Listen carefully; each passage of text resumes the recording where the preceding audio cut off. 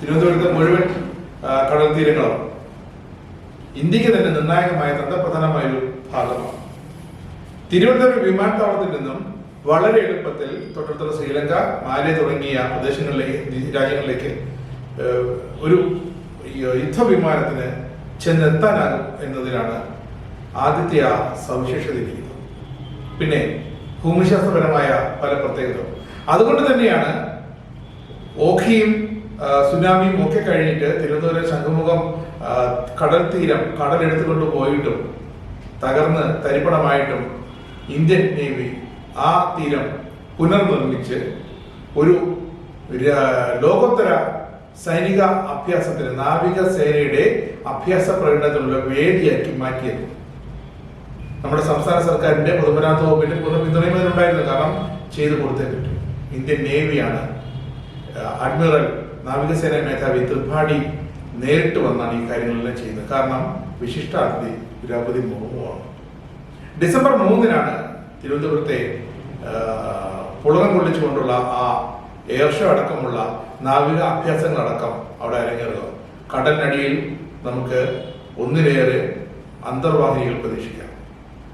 കാരണം ഒരു നാവികസേനയുടെ എയർ ഷോ അടക്കമുള്ള ഒരു ഷോ നടക്കുമ്പോൾ ശത്രു രാജ്യങ്ങളുടെ ശ്രദ്ധയും അവിടേക്ക് പതിക്കും. കാരണം നമ്മുടെ ആയുധ വിന്യാസങ്ങളും എല്ലാം അവിടെ ഒരൊറ്റ പ്ലാറ്റ്ഫോമിൽ വന്നു നിൽക്കുന്നത് വളരെ എളുപ്പമാണ് അവിടെ ഒരു കുൽസിത പ്രവൃത്തി ചെയ്തു കൂട്ടാൻ. അതുകൊണ്ട് തന്നെ രാജ്യത്തെ മുഴുവൻ നമ്മുടെ വ്യോമ ഗതാഗത നാവിക നിരീക്ഷണ സംവിധാനങ്ങളടക്കം എല്ലാം ജാഗരൂകരായിരിക്കുക തിരുവനന്തപുരം ജില്ലയിലേക്കാകും. കാരണം തീരപ്രദേശം, വളരെ നീണ്ടുകിടക്കുന്ന തീരപ്രദേശം, ഭൂമിശാസ്ത്രപരമായി കേരളത്തിന്റെ ഏറെ സവിശേഷപരമായ ഒരു പ്രദേശമാണ് തിരുവനന്തപുരം. അപ്പോൾ സൂക്ഷ്മമായ അതീവ ജാഗ്രതയോടെയുള്ള ദിനങ്ങളാണ് ഇപ്പോഴങ്ങോട്ട് കടന്നു പോകുന്നത്. ഒരു റിഹേഴ്സൽ കഴിഞ്ഞു. 29-ാം തീയതി വൈകുന്നേരം അടുത്ത റിഹേഴ്സൽ, ഡിസംബർ 1-ന് ഫൈനൽ റിഹേഴ്സൽ. അത് കഴിഞ്ഞാൽ പിന്നെ തിരുവനന്തപുരം നിവാസികൾ കാണാൻ പോകുന്നത്, കേരളത്തിലുള്ളവർ കാണാൻ പോകുന്നത് രാജ്യം ഇതുവരെ കണ്ടിട്ടുള്ള വെച്ച് ഏറ്റവും പുതുമയാർന്ന നാവികസേനയുടെ സൈനിക അഭ്യാസങ്ങളാണ്. എന്തൊക്കെ യുദ്ധോപകരണങ്ങളാണ്, എന്തൊക്കെ ജലയാനങ്ങളാണ് അവർക്കുള്ളതെന്ന് വ്യക്തമായി കാട്ടിക്കൂട്ടുന്ന അതിന്റെ കമാൻഡോസിന്റെ ഓപ്പറേഷനിലടക്കം ഉള്ളവയുടെ റിഹേഴ്സൽ 1-ന് നടന്നു കഴിഞ്ഞു. എന്തായാലും നമുക്ക് അതിന്റെ കൂടുതൽ വിശദാംശങ്ങളിലേക്ക് പോകാം. നമ്മളൊപ്പം നമ്മുടെ പ്രതിരോധ വിദഗ്ധൻ അനിൽ വേണ്ടിയിട്ടുണ്ട്. അദ്ദേഹം പറഞ്ഞു തരും എന്തിനാണ് ഈ നാവിക സേനാ ദിനം ഈ 3-ാം തീയതി ഇവിടെ കൊണ്ടുവച്ച് ആഘോഷിക്കുന്നത്. മറ്റ് സേനകളെ പോലെ അല്ല നേവിയുടെ ആഘോഷിക്കുന്നത്. നേവിയുടെ ആഘോഷിക്കുന്നത് 1971-ല് പാകിസ്ഥാൻ വാറിലെ ഓപ്പറേഷൻ ട്രിഡന്റ് വഴി ഇന്ത്യ 4 കപ്പലുകളാണ് നമ്മൾ തകർത്തത് പാകിസ്ഥാൻ.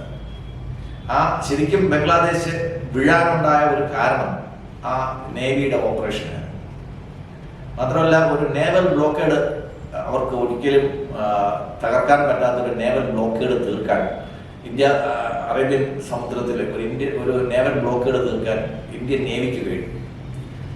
അന്ന് തീർച്ചയായിട്ടും ഇന്ത്യൻ എയർഫോഴ്സിന് ഇത്രയും ആധുനിക വിമാനങ്ങളോ സംവിധാനങ്ങളോ ഒന്നുമില്ല. 71-6 വരെ ഇന്ത്യൻ എയർഫോഴ്സിന്റെ ഒരു റോൾ എന്ന് പറയുമ്പോഴത്തേക്ക് ആർമിക്കും നേവിക്കും വഴി കാട്ടുക, അല്ലെങ്കിൽ വഴി ഒരുക്കുക, അല്ലെങ്കിൽ എയർ സപ്പോർട്ട് കൊടുക്കുക എന്നുള്ളത് മാത്രമാണ്. അവരൊരു ഫൈറ്റിംഗ് ഫോഴ്സ് ആയിട്ട് സത്യത്തിൽ ഇന്ത്യൻ എയർഫോഴ്സ് ആ സമയത്ത് വളർന്നിട്ടില്ല. അപ്പോൾ അന്ന് കടലിൽ ശൗര്യം മുഴുവൻ കാണിച്ചത് നേവിയായിരുന്നു. കരയിൽ ആർമി, എയർഫോഴ്സിന് ഇവരെ സപ്പോർട്ട് ചെയ്യുന്ന റോൾ മാത്രമേ ഉണ്ടായിരുന്നു. അതുകൊണ്ട് എയർഫോഴ്സിന് വലിയ വീരഗാഥകളൊന്നും ആ സമയത്ത് പറയാനില്ല. എങ്കിൽ പോലും ഇപ്പോൾ ഈ വാർഷികാഘോഷം നടക്കുന്ന ഡിസംബർ 4-നാണ് നമ്മുടെ വിജയ ദിവസമായിട്ട് നമ്മൾ ആഘോഷിക്കുന്നത്. ഈ 4-ന് ഈ അഭ്യാസം നടക്കുന്നത് ശംഖുമുഖം കടൽപ്പുറത്താണെന്നത് മാത്രമല്ല, അത് ഇന്ത്യൻ എയർഫോഴ്സ് സ്റ്റേഷന്റെ ഏറ്റവും അടുത്തുകൂടെയാണ്. നമുക്കറിയാം, ഒരു ബ്രിട്ടീഷ് വിമാനം വന്ന് ചത്ത് കിടന്ന ഒരു സ്ഥലവും കൂടെയാണ് അവര് നേവൽ അഭ്യാസത്തിന് വേണ്ടിയിട്ട് ഉപയോഗിക്കുന്നത്. അത് എന്തുകൊണ്ട് ആ വിമാനം അവിടെ വന്നുവെന്നും എന്തുകൊണ്ട് അവിടെ കിടന്നുവെന്നും എങ്ങനെ പോയി എന്നുള്ളതൊക്കെ വേറൊരു ചരിത്രമാണ്. അത് നമ്മൾ വേറൊരു എപ്പിസോഡിൽ പറഞ്ഞിട്ടുണ്ട്. അപ്പോൾ ഇവിടെ എയർഫോഴ്സ് സ്റ്റേഷനുണ്ട്, ആർമിയുടെ ഒരു സ്റ്റേഷൻ പാങ്ങോടുണ്ട്. എയർഫോഴ്സിന്റെ തന്നെ ധാരാളം സിഗ്നൽ ഇന്റലിജൻസ് വിഭാഗങ്ങൾ തിരുവനന്തപുരത്ത് പല ഭാഗങ്ങളുമായിട്ടുണ്ട്. സ്ഥലങ്ങളുടെ പേര് നമ്മൾ വെളിപ്പെടുത്തേണ്ട ആവശ്യമില്ല. അതെല്ലാം തിരുവനന്തപുരത്തുണ്ട്. അത്യാവശ്യം വരുന്ന ഒരു യുദ്ധ സാഹചര്യത്തെ നേരിടാനുള്ള എല്ലാ ഒരുക്കവുമുള്ള ഒരു തീരപ്രദേശമാണ് തിരുവനന്തപുരം എന്ന് തെളിയിക്കുന്നതായിരിക്കും ഈ 3-ാം തീയതി 4-ാം തീയതി നടക്കുന്ന വ്യോമാഭ്യാസവും നേവൽ അഭ്യാസവും. വ്യോമാഭ്യാസം എന്ന് പറയാൻ കാരണം INS വിക്രാന്ത് വരുന്നുണ്ട്. വിമാനങ്ങളും ഹെലികോപ്റ്ററുകളും ഒക്കെ വഹിക്കാൻ സാധ്യതയുള്ള കഴിവുള്ള ഇന്ത്യയുടെ ഏറ്റവും തന്ത്രപ്രധാനമായ ഒരു വജ്രായുധം തന്നെയാണ് കടലിലെ INS വിക്രാന്ത്. വിക്രാന്തിനില്ലാതെ നമ്മുടെ നേരിയില്ല. അത്രയ്ക്ക് നമുക്ക് ഏറ്റവും പ്രധാനപ്പെട്ട ഒരു വിമാനവാഹിനി കപ്പലാണ് INS വിക്രാന്ത്. INS വിക്രാന്തിനെ കാണുക എന്നുള്ളത് തന്നെയാണ് ആ കടലിലെ ഏറ്റവും വലിയ വിസ്മയം എന്ന് പറയുന്നത് INS വിക്രാന്താണ്. തീർച്ചയായിട്ടും നമ്മൾ ഇതിനു മുമ്പ് ഒരു എപ്പിസോഡിൽ നമുക്ക് പ്രേക്ഷകർക്ക് വേണ്ടിയിട്ട് നമ്മൾ ചെയ്യുന്നുണ്ട്. ഇപ്പോൾ ഇന്ത്യൻ നേവിയുടെ യുദ്ധവിമാന സെക്ടറിലുള്ള MiG-29 ആയിരിക്കും അന്ന് കൂടുതലും അഭ്യാസങ്ങൾക്ക് നമ്മൾ പ്രതീക്ഷിക്കുന്നത്. കൂടുതൽ വിവരങ്ങൾ നേവി ഇതുവരെ പുറത്തുവിട്ടിട്ടില്ല. അവർക്ക് നേവൽ അഭ്യാസത്തിനുള്ള പ്രത്യേക സ്ക്വാഡനുണ്ട്, നേവൽ ബാൻഡുണ്ട്. അപ്പോൾ ഇതിൽ എന്തൊക്കെയായിരിക്കും അവർ പുറത്തെടുക്കുന്നത് എന്നുള്ളത് ഒരു സസ്പെൻസ് ആയിരിക്കും. അല്ലെങ്കിൽ തലേ ദിവസം മാത്രമേ അവർ അതിൻ്റെ ഇറ്റിനറി പുറത്തുവിടത്തുള്ളൂ. എന്നാലും നമുക്ക് ഒരു ആകാശ വിസ്മയവും കടലിലെ വിസ്മയവും എല്ലാം നമുക്ക് കാണാൻ പറ്റും. മാത്രമല്ല, ഇന്ത്യയിലെ എണ്ണം പറഞ്ഞ 3 ഡിഫൻസ് ഫോഴ്സസിലെയും സീനിയർ ആയിട്ടുള്ള ഓഫീസർമാരും സർവ്വസൈന്യാധിപരായിട്ടുള്ള നമ്മുടെ പ്രസിഡന്റും ആ രംഗങ്ങൾക്ക് സാക്ഷ്യം വഹിക്കുന്നു എന്നുള്ളതാണ് മറ്റൊരു പ്രത്യേകത. തീർച്ചയായിട്ടും ശ്രീ നരേന്ദ്രമോദിജി ഉണ്ടാവുമെന്നായിരുന്നു ആദ്യം നമുക്ക് ഉണ്ടായിരുന്ന ഒരു അറിയിപ്പ്. പക്ഷേ Russian president Shri Vladimir Putin Delhi സന്ദർശിക്കുന്ന ഒരു അവസരത്തിൽ അദ്ദേഹത്തിന് അവർക്ക് വിട്ടു നിൽക്കാൻ സാധിക്കാത്തൊരു കാര്യമാണ്. അതിന് പകരമാണെന്ന് തോന്നുന്നു ഇങ്ങനെ ഒരു അറേഞ്ച്മെന്റ് ചെയ്തത്. എന്തായാലും അദ്ദേഹത്തിന്റെ കണ്ണുകളും തിരുവനന്തപുരത്ത് തന്നെ ഉണ്ടാവും. ആളില്ലെങ്കിലും പ്രസൻസ് തിരുവനന്തപുരത്ത് തീർച്ചയായിട്ടും ഉണ്ടാവും. കാര്യം ഇത്തരം ഒരു മഹത്തായ ഒരു രംഗത്തിന് സാക്ഷ്യം വഹിക്കാതിരിക്കാൻ അദ്ദേഹത്തിന് കഴിയത്തില്ല. എന്നാലും പല കമ്പൾഷൻസ് വരുമ്പോഴത്തേക്ക് ഇങ്ങനെയൊക്കെയുള്ള ചില സാഹചര്യം ഉണ്ടാവും. എന്നാലും നേരത്തെ നമ്മൾ പറഞ്ഞ പോലെ നമ്മുടെ കഴിഞ്ഞ സുനാമി എടുത്തുപോയ കടൽത്തീരം അതേപടി നിർമ്മിക്കാൻ ഇന്ത്യൻ നേവി കാണിച്ച ആ ധൈര്യം അത് നമുക്ക് പറയാതിരിക്കാൻ വയ്യ. അതിൻ്റെ പുറത്ത് നമുക്ക് എന്ത് ചിലവായിട്ടുണ്ടെങ്കിൽ പോലും അത് കേരളത്തിൻ്റെ ഒരു അസറ്റാണ്, നേവിക്കും അതൊരു അസറ്റാണ്. ഇതിൻ്റെ ഒരു അടുത്ത സ്റ്റെപ്പായിട്ട് നമ്മൾ കാണാൻ പോകുന്നത് ആൾറെഡി ഒരു കോസ്റ്റ് ഗാർഡിൻ്റെ ഒരു യൂണിറ്റ് നമുക്കുണ്ട്. നേവിയുടെയും കൂടെ ഒരു ശക്തമായിട്ടുള്ള യൂണിറ്റിൻ്റെ ഒരു പ്രസൻസ് തിരുവനന്തപുരത്ത് അത്യാവശ്യമാണ്. കാര്യം വിഴിഞ്ഞം ഇന്റർനാഷണൽ എയർപോർട്ട് വന്നപ്പോഴത്തേക്ക് അതിനുള്ള സംസാരം തിരുവനന്തപുരത്തുണ്ട്. ഒരു നേവൽ സ്റ്റേഷൻ നമുക്ക് തിരുവനന്തപുരത്ത് പ്രതീക്ഷിക്കാം. അടിയന്തരമായി തന്നെ തിരുവനന്തപുരത്തും അതിനടുത്ത പ്രദേശങ്ങളിലും, അതായത് വിഴിഞ്ഞം തുറമുഖത്തിൽ നിന്ന് ഒരു 10 കിലോമീറ്റർ അങ്ങോട്ടോ മാറിയിട്ടായിരിക്കും. കാര്യം ഒരു അടിയന്തര സാഹചര്യം വരികയാണെങ്കിൽ അവിടെ നേവിയുടെ ഇടപെടൽ ആവശ്യമാണെങ്കിൽ അതിന് നമുക്ക് വാങ്ങാൻ സമയം ഉണ്ടാവില്ല. അപ്പോൾ അത് അടിയന്തരമായിട്ട് ചെയ്യാൻ വേണ്ടിയിട്ട് തന്നെയാണ് ചെയ്തത്. മാത്രമല്ല, ഇവിടെ കേരളത്തിലെ പിണറായി വിജയൻ പറയുന്നത് പോലെ ഞാനാണ് കപ്പൽ ഉണ്ടാക്കിയത്, തുറമുഖം ഉണ്ടാക്കിയതെന്നൊക്കെ പറയുന്നുണ്ടെങ്കിലും പുറത്ത് നമ്മൾ കാണുമ്പോഴത്തേക്ക് അതൊരു പൂർണ്ണമായിട്ടും സിവിലിയൻ തുറമുഖമാണ്. പക്ഷേ അതിനകത്ത് ഇന്ത്യൻ നേവിക്കുള്ള എല്ലാ സൗകര്യങ്ങളും ആ എയർപോർട്ടിനകത്ത് എപ്പോഴും ഉണ്ടാകും. ഏത് നിമിഷത്തിലും ഇന്ത്യൻ നേവിക്ക് ഉപയോഗിക്കത്തക്ക രീതിയിലായിരിക്കും ആ വിമാനത്താവളം ഡിസൈൻ ചെയ്തിട്ടുണ്ടാവുക, കമ്മീഷൻ ചെയ്തിട്ടുണ്ടാവുക. ഏതാനും മണിക്കൂറുകൾക്കകം ഇന്ത്യൻ നേവിക്ക് ആവശ്യമുണ്ടെങ്കിൽ ആ തുറമുഖം നമുക്ക് ഉപയോഗിക്കാൻ സാധിക്കുന്ന രീതിയിലാണ് ഉള്ള അത്രയ്ക്ക് തന്ത്രപ്രധാനമായ ഒരു സ്ഥലത്താണ് ആ തുറമുഖം വന്നിരിക്കുന്നത്. ഈ വിഴിഞ്ഞം തുറമുഖം തുറമുഖം കെട്ടാമെന്ന് കണ്ടുപിടിച്ചത് ഈയിടയ്ക്കാണ്, ഈ അടുത്ത കാലത്താണ്? ഇല്ല, വിഴിഞ്ഞം നമ്മുടെ പഴയ നമ്മുടെ ഒരു ആയിനാടിന്റെ തലസ്ഥാനമായിരുന്നു, ഒരു തുറമുഖ നഗരമായിരുന്നു വിഴിഞ്ഞം.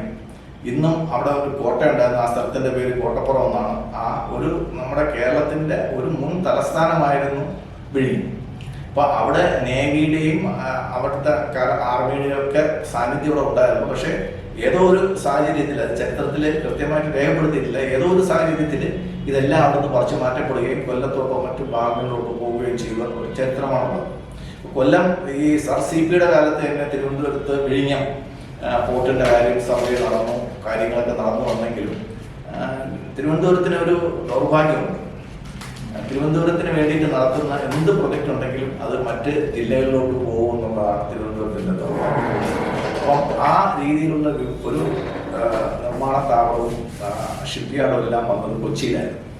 കാര്യം കൊച്ചിക്കായിരുന്നു നമ്മൾ കൂടുതൽ പ്രാമുഖ്യം ഉണ്ടായിരുന്നു. കൊച്ചി കേരളത്തിന്റെ ഒരു മധ്യ കേരളം അതിന് പ്രാധാന്യമുണ്ട്.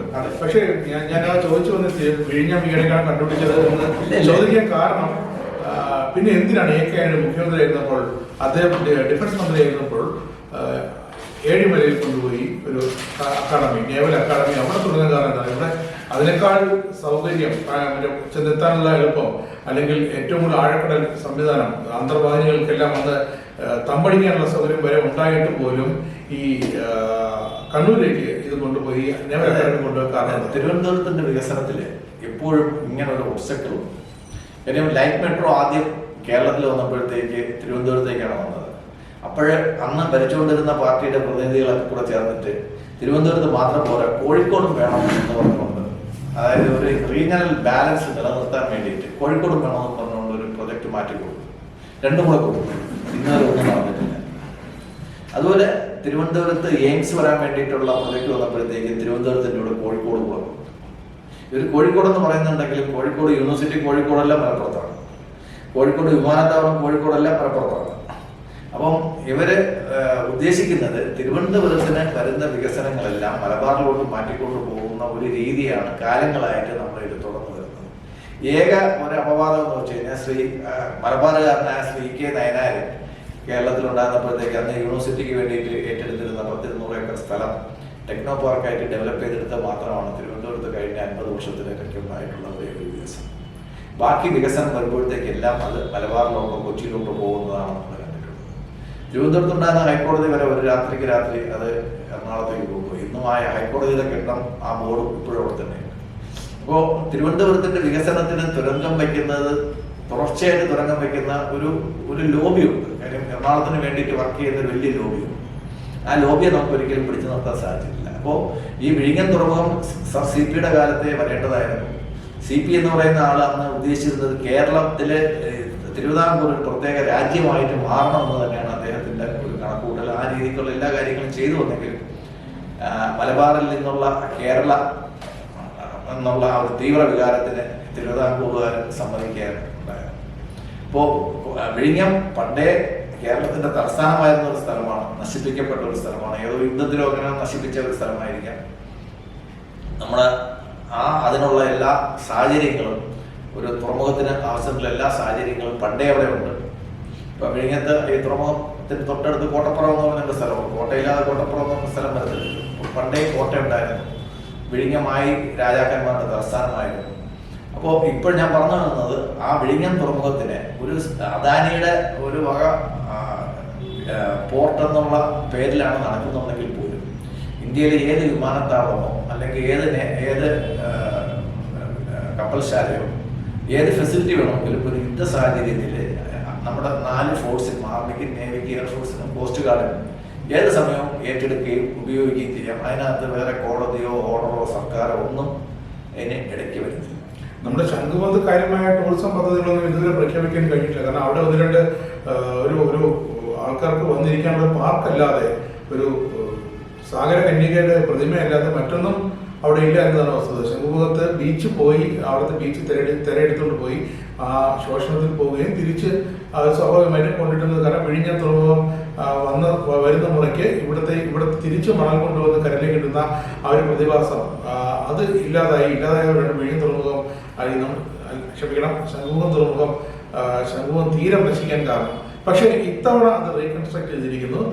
നമ്മുടെ PWD ചെയ്തതുപോലെയല്ല, വളരെ ശക്തമായ കോൺക്രീറ്റ് അടിത്തറ ഉണ്ടാക്കി 2-3 ഘട്ടമായിട്ട് തീരത്തെ തിരിച്ചു പിടിച്ച് തീരശോഷണം ഇല്ലാതാക്കി പുതിയൊരു കടൽ തീരം ഇന്ത്യൻ നേവിയുടെ ഡിസൈൻ പ്രകാരം ക്രിയേറ്റ് ചെയ്തിരിക്കുകയാണ്. ടൂറിസം അല്ല വലുത്, രാജ്യത്തിന്റെ സുരക്ഷയാണ്, പ്രതിരോധ ആവശ്യങ്ങളുടെ വലുത് എന്ന് കേന്ദ്ര സർക്കാർ കടപ്പിടുത്തം പിടിച്ചാൽ ഭാവിയിൽ 1 വർഷത്തിനകം തന്നെ നമ്മുടെ ശംഖുമുഖം കടൽ തീരം ഇന്ത്യൻ നേവിയുടെ ഒരു ആസ്ഥാന സ്റ്റേഷനായി മാറുന്നതിൽ ഒരു സംശയമില്ല. അങ്ങനെയല്ലേ? അതിനു വേണ്ടിയിട്ടാണ് അവര് ഇത്തരം പ്രവർത്തികൾ ചെയ്യുന്നത് മനസ്സിലാക്കുന്നത്.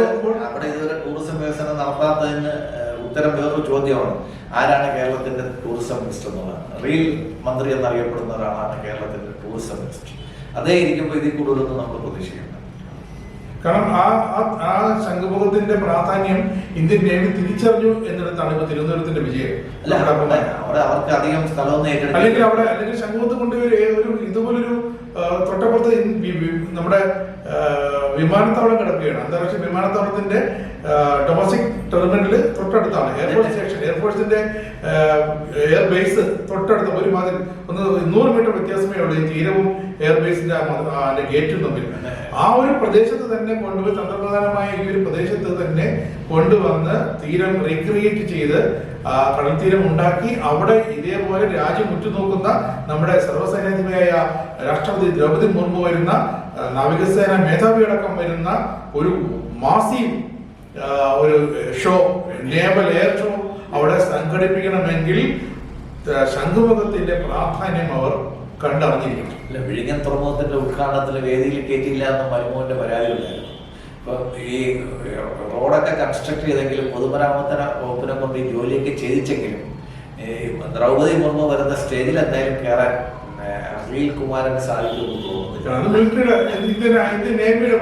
അതെ, അപ്പോ അതുകൊണ്ട് എന്നാലും പൊതുമരാമത്ത് മന്ത്രി എന്നുള്ള രീതിക്ക് നിറഞ്ഞു നിൽക്കാനോ അത് വെച്ച് ഫോട്ടോ എടുക്കാനോ അത് വെച്ച് റീലുണ്ടാക്കി നാട് മുഴുവൻ പ്രദർശിപ്പിക്കാനോ ഒക്കെയുള്ള ശ്രമം നടക്കും. നമ്മൾ പറഞ്ഞു വന്നത് ഈ ശംഖുമുഖം തുറമുഖത്തിന്റെ ആദ്യമേ പറഞ്ഞ രീതിയിലുള്ള പ്രത്യേകത എന്ന് വെച്ച് കഴിഞ്ഞാൽ അവിടെ തൊട്ടടുത്ത് എയർഫോഴ്സ് സ്റ്റേഷൻ ഉള്ളതുകൊണ്ട് ഇപ്പോൾ ആർമി, നേവി, എയർഫോഴ്സ് എല്ലാം കൂടെ ചേർന്ന് കമ്പൈൻഡ് തിയേറ്റേഴ്സ് ആണ് നമ്മുടെ തിയേറ്റർ കമാൻഡാണ് നമ്മുടെ വന്നു പോകുന്നത്. അപ്പോൾ തീർച്ചയായിട്ടും ശംഖുമുഖത്ത് തന്നെ ആൾറെഡി നേവൽ ഓഫീസേഴ്സ് നിലവിൽ വന്നിട്ടുണ്ട് എന്നാണ് നമ്മൾക്ക് അറിയാൻ കഴിയുന്നത്. നേവൽ ഓഫീസേഴ്സിനെ അവർ ഇന്റഗ്രേറ്റ് ചെയ്യാൻ വേണ്ടിയിട്ട് നേവൽ ഓഫീസേഴ്സ് ആൾറെഡി ശംഖുമുഖം സ്റ്റേഷനിൽ നിലവിലുണ്ട്. മിക്കവാറും എല്ലാ എയർഫോഴ്സ് സ്റ്റേഷനുകളിലോട്ടും നേവൽ ഓഫീസേഴ്സിനെ നിയമിച്ചിട്ടുണ്ട്. പ്രധാനപ്പെട്ട ഷിപ്പുകളിലെല്ലാം എയർഫോഴ്സ് ഓഫീസേഴ്സ് വർക്ക് ചെയ്യുന്നുണ്ട്. അത് ഡെപ്യൂട്ടേഷൻ ആയിരിക്കാം, അല്ലെങ്കിൽ ജോയിന്റ് കമാൻഡ് ആയിരിക്കാം. അതിൻ്റെയൊക്കെ കാര്യങ്ങൾ അടുത്ത വർഷങ്ങളിൽ വരുന്നതേ ഉള്ളൂ. എന്തായാലും ഒരു യുദ്ധം വരെയാണെങ്കിൽ ഇപ്പൊ ഇന്ത്യൻ നേവി ഇല്ലാതെ നമുക്ക് ആ യുദ്ധം ചിന്തിക്കാൻ പറ്റത്തില്ല. ഈ അതിർത്തിയിലല്ലാതെ കരയുദ്ധം അല്ലെങ്കിൽ നമുക്ക് ബാക്കി നമ്മുടെ 3 ഭാഗവും നേവിയാണ്, കടലാണ്. അതുകൊണ്ട് നേവിയാണ് എല്ലാ യുദ്ധത്തിലും നമ്മുടെ കാവൽക്കാരൻ. ആകാശത്ത് എയർഫോഴ്സ് കാക്കുന്ന മാതിരിയായിട്ട് നമ്മുടെ ഇന്ത്യയുടെ 3 ഭാഗവും വ്യക്തിപരമായിട്ട് കാക്കാൻ വേണ്ടിയിട്ട് അവർക്ക് ഒരുപാട് സ്ഥലമുണ്ട്. നമ്മുടെ നേവിയുടെ സ്ട്രെങ്ത് വളരെ കുറവാണ്. നമ്മുടെ അതിർത്തിയുടെ വലിപ്പം വെച്ച് നോക്കുമ്പോൾ നമ്മുടെ നേവിയുടെ സ്ട്രെങ്തും ഉപകരണങ്ങളൊക്കെ വളരെ കുറവാണ്. ഈ നേവിയുടെ തന്നെ ഒരു അക്വിസിഷൻ നടന്നിരിക്കുന്നത് നമ്മൾ കഴിഞ്ഞ 10 വർഷത്തെ അക്വിസിഷൻ നോക്കുകയാണെങ്കിൽ ഭയങ്കര ഫാസ്റ്റ് ആയിട്ടുള്ള അക്വിസിഷനാണ്. സബ്മറൈൻസ്, ന്യൂക്ലിയർ സബ്മറൈൻസ് എല്ലാം വന്നിരിക്കുന്നത് ഈ കഴിഞ്ഞ 10 വർഷത്തിനിടയ്ക്കാണ്. അതുപോലെ ന്യൂക്ലിയർ പവേർഡ് ന്യൂക്ലിയർ പവേർഡ് എന്ന് പറയുമ്പോൾ മാസങ്ങളോളം കടലിനടിയിൽ കിടക്കാൻ സാധിക്കും സബ്മറൈൻസ്. ന്യൂക്ലിയർ പവേർഡ് ആകുമ്പോഴത്തേക്ക് പുറത്തു വരേണ്ട കാര്യം തന്നെ ഓക്സിജൻ മാത്രം കിട്ടിയാൽ മതി, ഓക്സിജൻ ഫുഡ് സപ്ലൈസ് മാത്രം കിട്ടിയാൽ മതി. അപ്പോൾ ആ രീതിയിൽ കഴിഞ്ഞ ഒരു 10-12 വർഷമായിട്ട് ഇന്ത്യൻ നേവിയിലുണ്ടായ ഒരു ഗ്രോത്ത്, ഒരു വെർട്ടിക്കൽ ഗ്രോത്താണ്. ഒരുപാട് അക്വിസിഷൻസ് നടന്നിട്ടുണ്ട്, ഒരുപാട് പൈസ നമ്മൾ ചിലവാക്കിയിട്ടുണ്ട്. ഇപ്പോഴും ഇനി ഈ കംപ്ലീറ്റ് ചെയ്യാൻ വേണ്ടിയിട്ട് 10-12ഓളം പിന്നെ നേവൽ ഷിപ്പുകൾ അടുത്ത 1-2 വർഷത്തിനിടയ്ക്ക് കമ്മീഷൻ ചെയ്യാൻ വേണ്ടി കിടക്കുന്നു. വിശാഖപട്ടണത്ത് നമ്മള് കടലിനടിയിൽ നമ്മളൊരു ഹാങ്ങർ ഉണ്ടാക്കിയിട്ടുണ്ട്. ഈ നമ്മളെ ഇവർക്ക് വേണ്ടിയിട്ട്, അന്തർവാഹിനികൾക്ക് വേണ്ടിയിട്ട് കടലിനടിയിൽ ഒരു ഹാങ്ങർ ഉണ്ടാക്കിയിട്ടുണ്ട്. അതിന്റെ ഉദ്ഘാടനം കഴിഞ്ഞായിരുന്നു.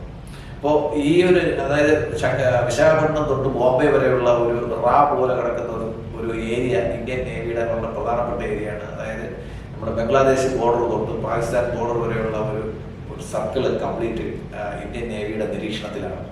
അപ്പോൾ തീർച്ചയായിട്ടും നേവിയുടെ ഇപ്പൊ BSFന്റെ ആൾറെഡി ഉണ്ട്. നമുക്ക് തിരുവനന്തപുരത്ത് ഒരു സ്റ്റേഷനുണ്ട്, എയർഫോഴ്സ് സ്റ്റേഷനുണ്ട്, ആർമി സ്റ്റേഷനുണ്ട്. തീർച്ചയായിട്ടും ഒരു നേവൽ സ്റ്റേഷൻ കൂടി തിരുവനന്തപുരത്ത് വരുന്നതിന്റെ ഒരു മുന്നോടിയായിട്ട് നമുക്ക് ഈ സേനാദിന ആഘോഷം നമുക്ക് കാണാം. BSFന്റെ റെസ്റ്റിംഗ് സ്റ്റേഷൻ പറ്റില്ല, കാരണം റെസ്റ്റ് ചെയ്യാൻ ആഗ്രഹിക്കുന്ന അവർക്ക് സ്റ്റേഷൻ തന്നെ നമുക്കവിടെ ഉണ്ട്. എനിക്ക് ഫുൾ ഫ്രണ്ടിൽ സ്റ്റേഷനാണ്. പിന്നെ മറ്റ് ഇന്ത്യയിലെ കേരളത്തിൽ നമുക്ക് ട്രെയിനിങ് ഫെസിലിറ്റീസ് നേരത്തെ ചോദിച്ച പോലെ നമ്മുടെ ഏഴിമല അവരുടെ ട്രെയിനിങ് അക്കാഡമിയാണ്. കേരളത്തിലെ ഈ ഗവൺമെന്റ് സ്ഥലം ഏറ്റെടുത്ത് കൊടുക്കാത്തത് കൊണ്ടാണ് കേരളത്തിലെ എല്ലാ പ്രൊജക്ടുകളും എഴുതുന്നത്. സ്ഥലം ഇല്ല എന്നാണ് പറയുന്നത്. എന്നാൽ പറയുന്നത് ഞങ്ങൾക്ക് എയിംസിന് വേണ്ടിയിട്ട് 10 സ്ഥലത്തായിട്ട് 250 ഏക്കർ സ്ഥലം ഉണ്ടെന്ന് പറയുന്നത്. ഇതെന്താ ഉപയോഗിക്കാതെ കിടക്കുന്നതെന്ന് ചോദിച്ചു കഴിഞ്ഞാൽ അത് പറഞ്ഞാൽ മറുപടിയില്ല. ഇതെല്ലാം സ്ഥലമുണ്ട്, പക്ഷെ എയിംസിന് സ്ഥലമുണ്ട്, 10 സ്ഥലമുണ്ട്. എന്താ അത് ഉപയോഗിക്കാതെ ചോദിച്ചു കഴിഞ്ഞാൽ അതിന് മറുപടിയില്ല. പിന്നെ കേരള ഏതാ കേരളയിലോട് പോണ്ടേ? അതെ, അതിന് കിട്ടുന്ന സമയം മറ്റേ മലവെള്ളം ഡാം പൊട്ടി വെള്ളം പാഞ്ഞു പോകുന്നവരുടെ ഈ കേരളയിലെ ഇപ്പോഴത്തെ പുതിയ പുതിയ റൂട്ടുകൾ, അത് എങ്ങോട്ട് ഓടാൻ സൗകര്യം കിട്ടുന്ന അങ്ങോട്ടേക്ക് ഓടിക്കൊള്ളാം എന്ന പേരിലാണ് കേരളത്തിലെ നേവിയുടെ ആയാലും ആർമിയുടെ ആയാലും എയർഫോഴ്സിന്റെ ആയാലും ട്രെയിനിങ് സെന്റേഴ്സ് ഒന്നും ഇല്ല നമുക്ക്. അപ്പോൾ അത് കേരളത്തിൽ ആവശ്യമുള്ള ഒരു സ്ഥലമാണ്. കാരണം ഈ സാഹചര്യത്തിൽ ട്രെയിനിങ്ങിന് ഏറ്റവും നല്ലൊരു സ്ഥലമാണ്. പക്ഷെ അതിന് വേണ്ടിയിട്ടുള്ള സ്ഥലം ഇപ്പോൾ ആർമിയുടെയോ അല്ലെങ്കിൽ നേവിയുടെയോ എയർഫോഴ്സിന്റെയോ ഒക്കെ ട്രെയിനിങ് സെന്ററിന് 100 കണക്കിന് ഏക്കർ സ്ഥലം അവർക്ക് ആവശ്യമുണ്ട്. അത് ഗവൺമെന്റ് ഏറ്റെടുത്ത് കൊടുക്കുകയാണെങ്കിൽ അവർ ചെയ്യാൻ അവർ തയ്യാറാണ്. കാര്യം ഞാൻ 2 വർഷത്തിന് മുമ്പേ തന്നെ തമിഴ്നാടിലേക്ക് യാത്ര പോകുമ്പോഴത്തേക്ക് ഈ 2 വരി പാത തിരുവനന്തപുരത്തിനും കന്യാകുമാരിക്കും ഇടയ്ക്കുള്ള 2 വരി പാത 2 വർഷത്തിന് മുമ്പേ പാറശാല വരെ വന്ന് നിൽക്കുകയാണ്. 2 വർഷമായി. പക്ഷേ കേരളത്തിലോട്ട് ഇതുവരെ സ്ഥലമെടുപ്പ് പൂർത്തിയായോ എന്നറിയത്തില്ല. എന്തായാലും പണിയൊന്നും തുടങ്ങിയില്ല. ഇനി ഒരു 2-3 വർഷം കഴിഞ്ഞാൽ അത് കംപ്ലീറ്റ് ആവാൻ പറ്റുള്ളൂ. അപ്പൊ തമിഴ്നാട് വരെ ചെയ്ത വർക്ക് വെറുതെ വേസ്റ്റാണ്. ആ രീതിയിൽ കേരള ഗവൺമെന്റും ഉദ്യോഗസ്ഥന്മാരും കാണിക്കുന്ന ആ ഒരു ഡിലേ, അത് വികസനത്തിന് വേണ്ടിയിട്ട് അവർക്ക് ഒരു നെഗറ്റീവായിട്ടുള്ള ചിന്തയാണ് ഉണ്ടായിട്ട് വരുന്നത്. അതിന് ഇപ്പോൾ ശ്രീ ഉമ്മൻചാണ്ടിയെ പോലുള്ള കേരളത്തിലെ നമ്മുടെ വികസന നായകന്മാരെന്ന് പറയുമ്പോഴത്തേക്ക് നമുക്ക് മൂന്ന് പേരുകളാണ് പറയേണ്ടത്. 1 ശ്രീ സി അച്യുതമേനോൻ, 2 ശ്രീ കെ കരുണാകരൻ, 3 ശ്രീ ഉമ്മൻചാണ്ടി. ഈ 3 പേരുടെ കാലത്തുമാണ് ഏറ്റവും കൂടുതൽ പ്രൊജക്റ്റുകൾ കേരളത്തിൽ വരികയും ഏറ്റവും കൂടുതൽ വികസനം കേരളത്തിലോട്ട് വരികയും അതിൻ്റെ സ്വപ്നങ്ങളെല്ലാം അതിൻ്റെ എല്ലാം അസ്ഥിവാരം ഇട്ടത് ഈ 3 വ്യക്തികളാണ്. ഒരാൾ 2 പേര് കോൺഗ്രസ്സുകാരോ ഒരാൾ CPI-കാരനോ ആണെങ്കിലും രാഷ്ട്രീയമില്ലാതെ നമ്മൾ പറയുകയാണെങ്കിൽ വ്യക്തിപരമായിട്ട് പറയുകയാണെങ്കിൽ കേരളം കണ്ട ഏറ്റവും വലിയ വികസനത്തിലുള്ള കാര്യങ്ങളെല്ലാം ചെയ്തത് ഇദ്ദേഹമാണ്. ഉദാഹരണത്തിന് ഈ കൊച്ചിയിൽ വിമാനത്താവളത്തിന് വേണ്ടിയിട്ട് അദ്ദേഹം പ്രൈവറ്റ് കമ്പനി ഉണ്ടാക്കി ഷെയർ പിരിക്കാൻ നടന്നപ്പോഴത്തേക്ക് ആൾക്കാർ പറഞ്ഞു കിളവന് വട്ടുമൂത്തെന്ന് പറഞ്ഞു. ആ കിളവന് വട്ടുമൂത്തെന്ന് പറഞ്ഞ ആള് തിരിച്ച് ആ സിയാൽ എയർപോർട്ടിന്റെ ഡയറക്ടർ ബോർഡ് പോസ്റ്റിൽ വന്ന് ചെയർമാനായിട്ട് ഇരിക്കുന്നത് നമ്മൾ കാണേണ്ടി വന്നു എന്നുള്ളത്. അപ്പം അദ്ദേഹത്തിന്റെ ആ ഇച്ഛാശക്തിയും ഉദ്ദേശശുദ്ധിയും എന്തുമാത്രം കൃത്യമായിരുന്നു. അതുകൊണ്ട് ഇന്ന് നമുക്ക് ഇന്ത്യയിൽ അടയാളപ്പെടുത്തിയ വിമാനത്താവളങ്ങളിൽ ഒന്ന് കൊച്ചിൻ എയർപോർട്ടാണ്. ഒരു കാലത്ത് നമ്മൾ ചിന്തിക്കാത്ത ഒരു കാര്യമാണ് കൊച്ചിയിൽ ഒരു എയർപോർട്ട് വരിക എന്നുള്ളത്. അപ്പൊ അതേപോലെ തിരുവനന്തപുരത്ത് ഒരു നേവൽ സ്റ്റേഷൻ വരിക എന്നുള്ളത് അതിന് ഇച്ഛാശക്തിയുള്ള ഒരു മന്ത്രി ഉണ്ടെങ്കിൽ കേരളത്തിൽ വരും, ഇല്ലെങ്കിൽ അത് തമിഴ്നാട് കുളച്ചിലോട്ട് പോകും. അതാണ് സംഭവിക്കാൻ പോകുന്നത്. ഇനി തിരിച്ച് നമ്മുടെ നാവിക അഭ്യാസത്തിലേക്ക് വരാം. അത് കാരണം ലോകത്തെ നാവിക സൈനിക ശക്തികളെല്ലാം ഉറ്റുനോക്കുന്ന ഒരു അഭ്യാസമാകും ഡിസംബർ 3 തിരുവനന്തപുരം തീരപ്രദേശത്തെ ശംഖുമുഖത്ത് നടക്കുക. കാരണം ഇത്തവണ വർദ്ധിച്ച വീര്യത്തോടെയാകും ഇന്ത്യൻ നേവി അതിൽ തങ്ങളുടെ നേവൽ ഷോ നടത്തുക. അതിനൊരു കാരണമുണ്ട്. അങ്ങ് നേരത്തെ പറഞ്ഞതുപോലെ ഓപ്പറേഷൻ സിന്ദൂറിൽ ഇന്ത്യൻ നേവിക്ക് കാര്യമായി ഒന്നും ചെയ്യാൻ പറ്റില്ല. ഏതാണ്ട് നമ്മുടെ INS വിക്രാന്ത് മുങ്ങിക്കപ്പലുകളും കറാച്ചി തുറമുഖത്ത് ലക്ഷ്യമാക്കി കുതിച്ചു. ഓർഡർ കിട്ടിയപ്പോൾ അതെ അവരെത്തി ഓൺ ദ വേ ആയിരുന്നു. അപ്പോഴേക്കും നമ്മൾ പ്രധാനമന്ത്രി ന്യൂഡൽഹിയിൽ നിന്നും അറിയിപ്പ് വരുന്നു, നമ്മൾ വെടിനിർത്തുകയാണെന്ന് പറയുന്നു. പാകിസ്ഥാന്റെ അഭ്യർത്ഥന മാനിച്ച് പാകിസ്ഥാന്റെ കരച്ചിൽ കേട്ടുകൊണ്ട് ഇന്ത്യ വെടിനിർത്താൻ തീരുമാനിച്ചതോടെ ആ INS വിക്രാന്ത് യൂട്ടേൺ എടുത്ത് നാവിക കപ്പലുകളൊക്കെ യൂട്ടേൺ എടുത്ത് തിരികെ വരികയായിരുന്നു. അപ്പോൾ താങ്കൾക്ക് പറയാൻ അവർക്ക് ഇന്ത്യൻ നേവിക്ക് ഭയങ്കരമായിട്ടുള്ള ഒരു ഇച്ഛാഭംഗവും നിരാശയൊക്കെ ഉണ്ടായ ഒരു സംഭവമാണ്. കാര്യം നമ്മൾ എല്ലാ യുദ്ധത്തിനും എല്ലാത്തിനും തയ്യാറായിട്ട് നിന്നിട്ട് പെട്ടെന്ന് നിങ്ങൾ പിന്മാറുക എന്ന് പറയുമ്പോഴത്തേക്ക് അവരുടെ കാര്യം അത്രയും ആ ഒരു ലെവലിൽ അവരുടെ ഒരു മിലിറ്ററിയുടെ മൊറയിൽ ഉണ്ടാക്കിക്കൊണ്ട് വരുന്ന ആ ഉദ്യോഗസ്ഥന്മാരുടെ ആ വീര്യം എന്തായിരിക്കുമെന്ന് നമ്മൾ മനസ്സിലാക്കുക. എന്തുമാത്രം മെനക്കെട്ടിട്ടാണ് അവർ ഇത്രയും ചെയ്തത്. എല്ലാം റെഡിയാക്കി വെച്ചിട്ടുണ്ടായിരുന്നു, എല്ലാം റെഡിയായിരുന്നു. പക്ഷെ ഒന്നും ചെയ്യാൻ പറ്റാതെ തിരിച്ചു വരേണ്ടി വരുന്ന ഒരു അവസ്ഥ എന്ന് പറയുമ്പോഴത്തേക്ക് ഇന്ത്യൻ നേവിക്ക് ഭയങ്കരമായിട്ടുള്ള ഇച്ഛാഭംഗം ഉണ്ടാക്കിയ ഒരു അവസരമായിരുന്നു. പക്ഷെ ഒന്നും ചെയ്യാൻ പറ്റത്തില്ല. കാര്യം ഇത് നമ്മുടെ കൺട്രോളിലല്ലല്ലോ ഒരു കാര്യം. എന്തായാലും നമ്മൾ വിജയിച്ചെങ്കിൽ നേവിയെ സംബന്ധിച്ചിടത്തോളം ഭയങ്കര ഒരു ഡെസ്പറേഷൻ ആയ ഒരു സമയമായിരുന്നു.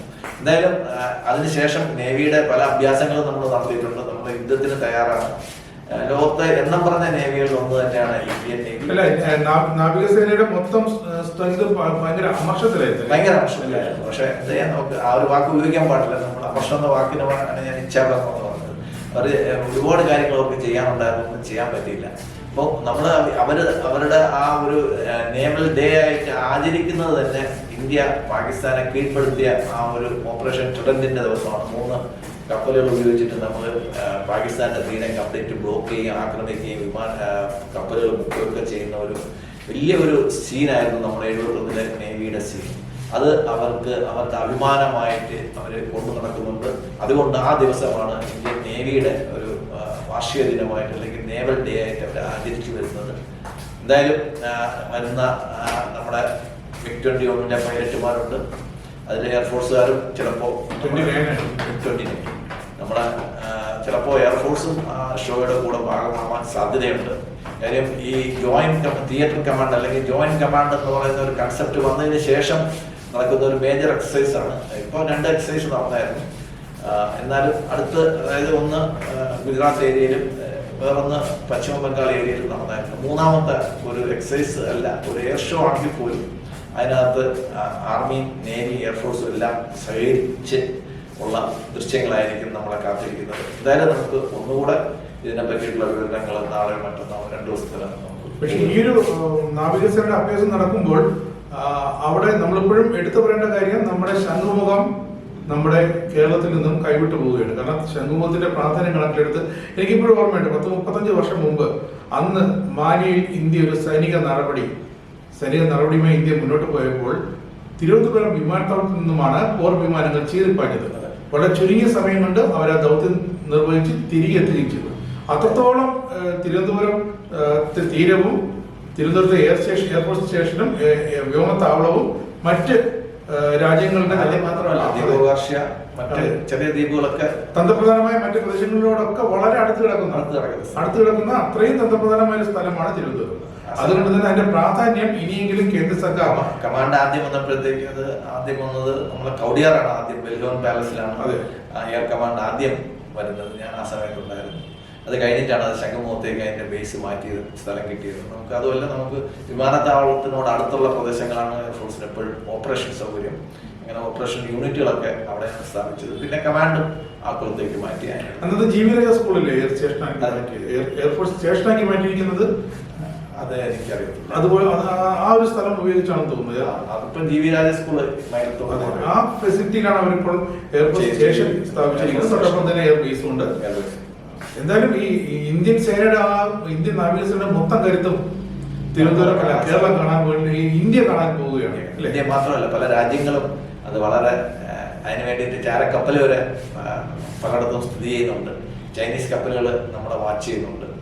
നമ്മുടെ ഈ തുറമുഖത്ത് എപ്പോഴും അവരുടെ ഒരു പ്രസൻസ് ഉണ്ട് ചൈനീസ് കപ്പലുകളുടെ. നമ്മൾ നേരത്തെ പറഞ്ഞ മാതിരി വിഴിഞ്ഞം തുറമുഖത്ത് ശ്രീ എ കെ ആന്റണി ഇരുന്നപ്പോഴത്തേക്ക് വിഴിഞ്ഞം തുറമുഖത്തിന്റെ ടെൻഡർ നടപടികൾ ആയതിനു ശേഷം മാറ്റിവെക്കാൻ കാരണം അതിലെ ഒരു കമ്പനിയുടെ, ആ കൺസോർഷ്യത്തിലെ ഒരു കമ്പനി ഒരു ചൈനീസ് കമ്പനിയായിരുന്നു.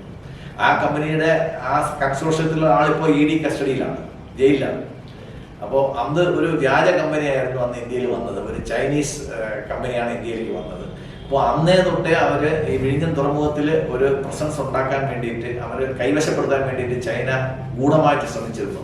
ആ സമയത്ത് അത് defence ministry, A K Antony അല്ല, ഡിഫൻസ് മിനിസ്ട്രി സ്ട്രോങ് ആയിട്ട് ഒബ്ജക്ട് ചെയ്തു. ഇതെന്തായാലും പറ്റുന്നില്ല, ചൈനീസ് ബന്ധമുള്ള ഒരാളെ നമുക്ക് നമ്മുടെ വിഴിഞ്ഞം പോലുള്ള ഒരു തുറമുഖത്ത് കൊണ്ടുവയ്ക്കാൻ ഒരിക്കലും സാധിക്കില്ല എന്ന് പറഞ്ഞതിന് ശേഷമാണ് അവർ ഹമ്പൻതോട്ട തുറമുഖത്തിലോട്ട് മാറിയതും അവർ ശ്രീലങ്കയിൽ ഒരു ബേസ് ഉണ്ടാക്കിയത്. എന്തായാലും നമ്മുടെ ഡിഫൻസിന്റെ രംഗത്ത് ശംഖുമുഖത്തിനും തിരുവനന്തപുരത്തിനും വിഴിഞ്ഞത്തിനും ഒക്കെ വളരെ പ്രാധാന്യമുള്ള ദിവസങ്ങളാണ് വരാനിരിക്കുന്നത്.